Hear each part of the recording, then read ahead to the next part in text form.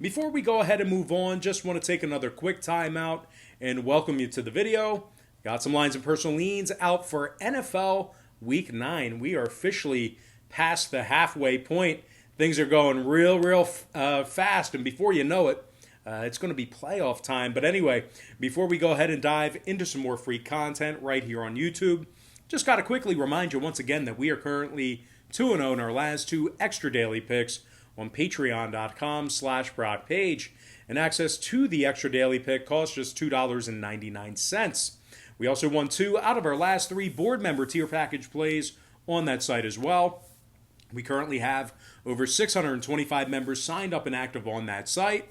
And if you want to join them and get in on the action, link for that site is in the description section below. And once again, that's patreon.com/BrockPage.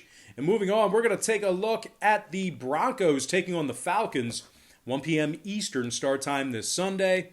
The Falcons are the 4-point favorite at home. They're -4 at home. Total's 48 flat. Denver's plus $1.60 for an upset win. They are also coming off a real nice late-minute come-from-behind victory over the Chargers.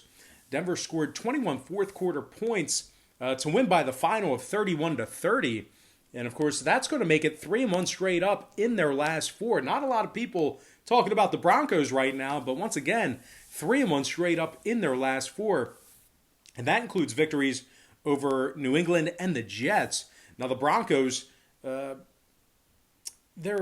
forget what I'm trying to say here. They're officially, I got it. It's back. They're officially covering 71% of their ball games this season, and they've gone a perfect 3-0 against the spread on the road. Now, this Denver D ranks in the top 10 in fewest points allowed when traveling. Bradley Chubb has 5.5 sacks on the season, 7.5 tackles for loss, and a forced fumble. Callahan and Simmons each have a pair of interceptions from that Broncos secondary. And linebacker Alex Johnson currently leads the club in tackles with 56 of them. Denver's in the top 10 in fewest second-quarter points allowed on the road.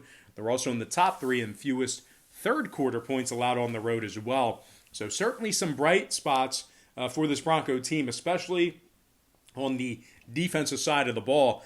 Now Denver's taking on an Atlanta team who's winless at home this season, 0-4 straight up in the Dome, 0-4 against the spread in those ball games. Really bad at home this year. This Atlanta defense is in the top 3 in the league in pass yards allowed, top 3 in yards allowed per play. And when it comes to the total in this one, 2 out of the Falcons' last 4 home games got over the posted number. Their defense is in the top 10 in the league and most points allowed at home. Meanwhile, the Broncos on the other side saw their last 2 straight get over the posted number themselves. 2 out of their last 3 road games got over the line as well. So with all that said and done, give me the Underdog Broncos +4 and the over 48 in that ball game. Next contest, it is going to be Seahawks squaring off against the Bills. This should be a good one, and I'm talking about a 1 p.m. Eastern start time in Buffalo. The Seahawks are the 3-point favorite on the road. Total's 51.5.